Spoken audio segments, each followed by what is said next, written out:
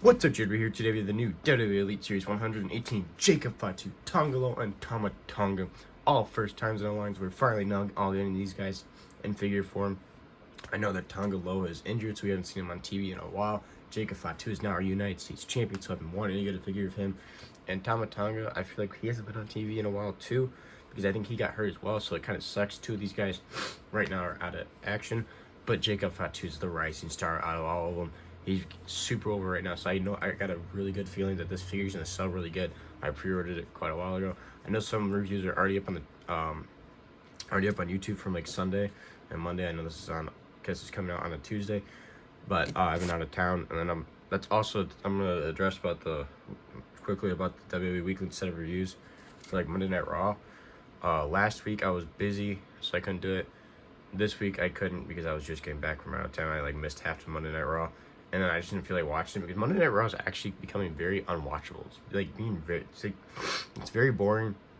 WWE, I would definitely say, is at a low point right now, which kind of sucks. And then also for Money in the Bank, I'll be doing the predictions, but no setup review because I'm going to be on vacation as well. I'm leaving this Friday, so kind of sucks. I won't be able to do a setup review. Actually, I might be able to do a setup review of Money in the Bank. It's just gonna be a later video going up, like depending on when I get back, because Money in the Bank's on Saturday. I can do a setup review probably late Sunday, posted. So I might do that because I'm still gonna watch it. I'll watch it on my phone when I'm on vacation because I love the Money in the Bank pay-per-view. But weekly TV for WWE, like Monday Night Raw, is starting to get very boring. So I'll try my best to keep on doing setup reviews, but I'm like, it's kind of hard to sit there for almost 3 hours and watch a boring ass Monday Night Raw. But enough with all that. Let's get into these awesome figures and let's unbox them.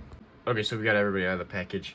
Jacob Fatu comes with a lot more hands than Tonga Loa and Tama Tonga, but starting off with Tonga Loa, the first one to start off, the man that botches literally everything he does.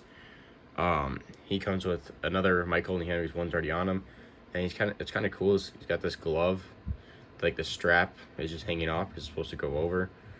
Like kind of just cool texture piece. I wonder if I'm worried that it might break easy though. And that's on all the hands because it's like a glove with like the gold circles all around. And this one's a pointing finger for like the one. And then here's the figure itself. He has black boots, black kick pads, black knee pads, all black tights with the red stripes, 3 stripes. And then I don't know, like, what do you call it? Like, it's not really a jacket, it's just like upper body suit piece they wear when they wrestle. Sometimes they take it off though. It's all black, and then the T for Tonga. And then there's some cool texturing in there and stuff. And then it just comes off with these three slots. And then there's the torso. Looks like they got a little smudge there. But he's got a nice shredded body because he's pretty shredded. Bigger arms than Tama Tonga because he's just in general has bigger arms than him. And then there's the gloves. Almost looks like the arms and the body is different skin tone. And then there's the crazy eyes. The crazy eyes of Tonga Loa. Looking cross-eyed, honestly. Kind of goofy looking. Smiling with the goatee. And then the fade in hair. It spikes a little bit up in the middle. Head looks really good though. Overall, the figure looks good, feels good, double jointed arms. But yeah, I think that looks to me that the torso and the arms are different skin tone, like colors. And then also, that was covered by the jacket for the pants.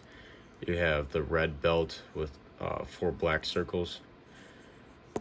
The legs are a little stiff. Yeah, I can hear it cracking. That's not good. Wonderful. Ever since Mattel moved to the Vietnam factory, there's been major problems with joints and stuff with figures. I don't know why. I don't know if it's like made cheaper, but yeah, this leg does not want to move. And I don't really want to break it. That kind of sucks. But overall, the Tonga Loa figure looks really cool. Alright, so for Tama Tonga, he comes with a mic holding hand and then a pointer finger for putting up the ones.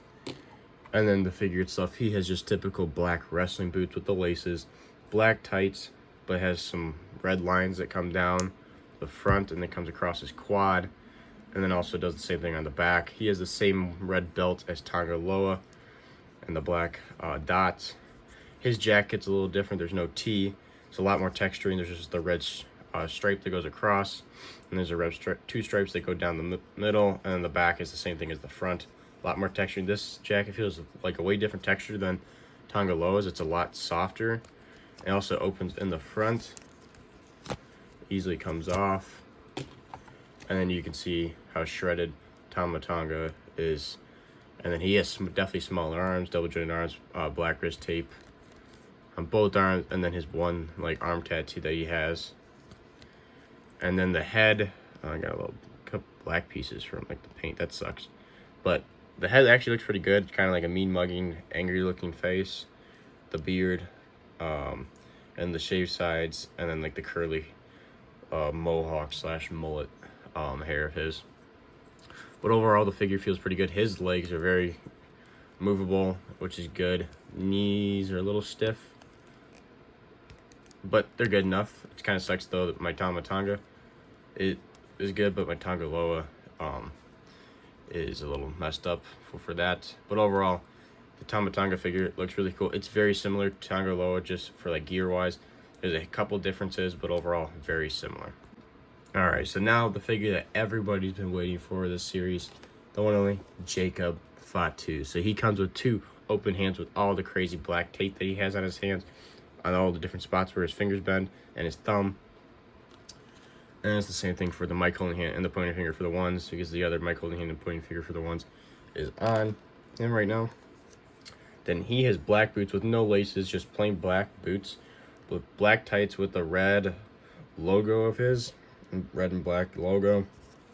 And you lift it up, and then he has just a plain red line at the top of his pants. And then he has the Samoan werewolf t-shirt. And you take that off, and you can see his bigger torso, which I think they got the torso right. I feel like his arms should be bigger, because if you look at this picture here, his torso's big, and his arms are pretty big. I feel like his arms are definitely not big enough. They don't look right on this body. So I feel like he needs bigger arms. I feel like he could have the arms of what Tonga Loa has, just maybe not as shredded. But honestly, I think, yeah, he could have literally the exact same size arms as Tonga Loa. Not these tiny, skimpy arms that he has. But he has the tattoo on his chest. And then his torso moves pretty well. Yeah, he definitely is way too small. Like, look how tiny those arms are. Like, what the hell?